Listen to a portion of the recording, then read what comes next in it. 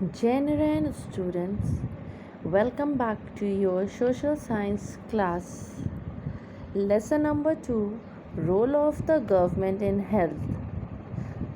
हम लोगों ने अपनी प्रीवियस क्लास में स्टडी करा था health care and equality.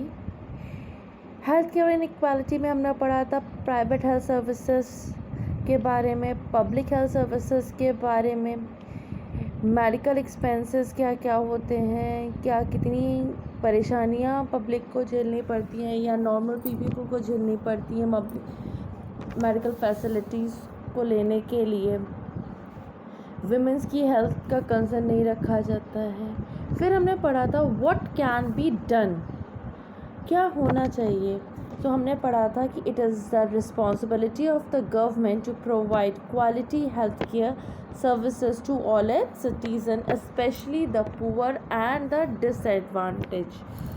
advanced. Basic amenities and social condition of the people need to be improved. अब आज हम पढ़ेंगे कि हमारी कंट्री में ऐसा कौन सा स्टेट है जिसने इसके ऊपर काम किया है और एक फॉरेन की कंट्री है जिसने इसके ऊपर काम किया है. So today we will study the example what can be done, how to improve. So the first one is the Kerala experience.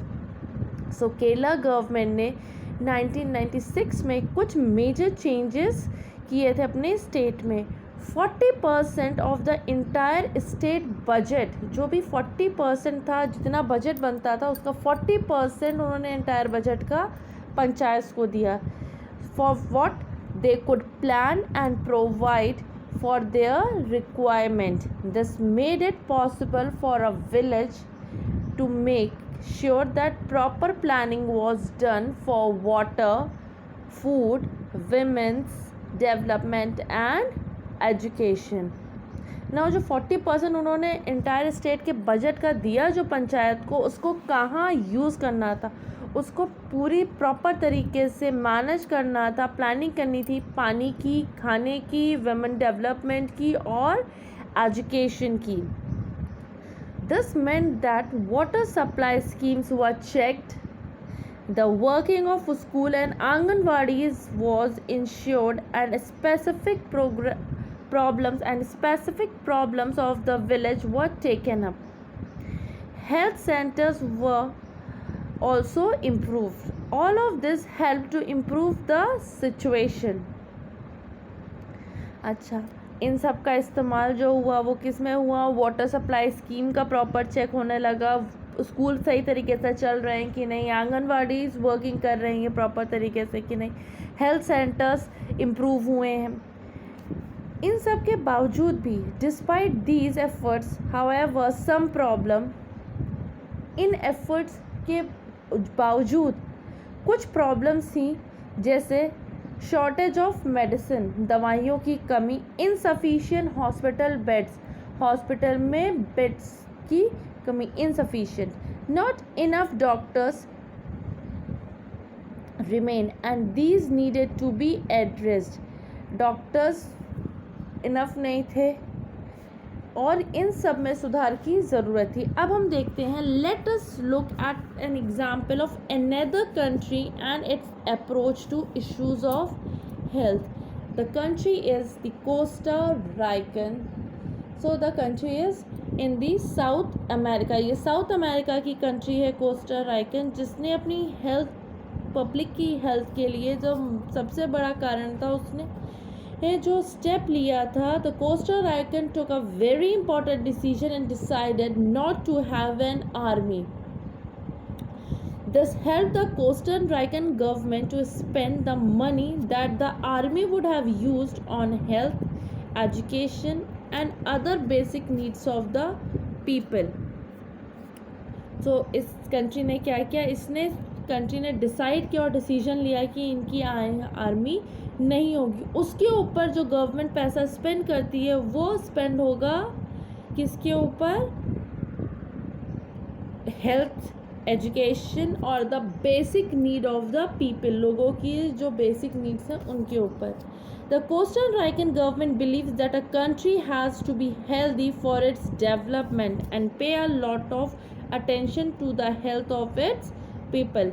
इस कंट्री की the Costa Rican government believe करती थी कि एक कंट्री अगर हेल्दी है उसका डेवलपमेंट तभी होगा जब वो कंट्री के लोग हेल्दी हैं। The Costa Rican government provides basic services and amenities to all Costa Ricans. For example, it provides safe drinking water.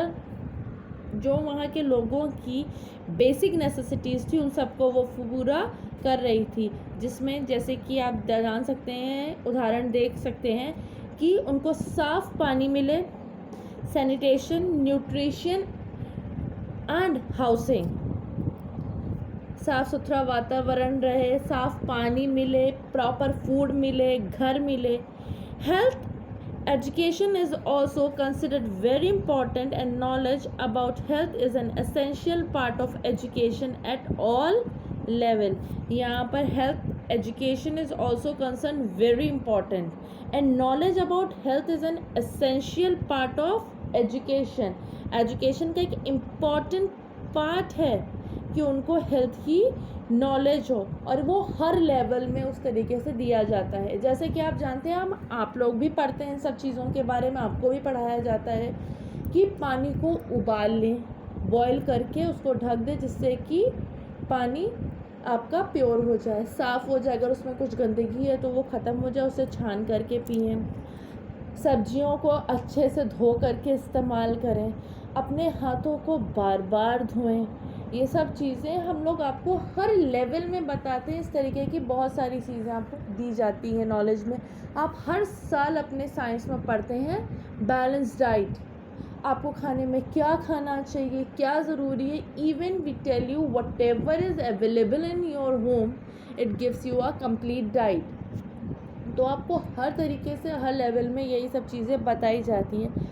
तो जो मेन फोकस आपका एजुकेशन का है वो यही होता है कि आपको नॉलेज के साथ साथ इस चीज़ का भी नॉलेज मिलती रहे कि आपको कैसे खाना है, क्या खाना है, किस तरीके से रहना है कि आप स्वस्थ रह सकें। अपने एनवायरनमेंट को क्लीन करना है, अपने घर को साफ़ रखना है, आसपास के एरिया को साफ़ रखना है। तो ये सब चीज़ें आपकी हेल्थ में इम्प्रूवमेंट लाती हैं।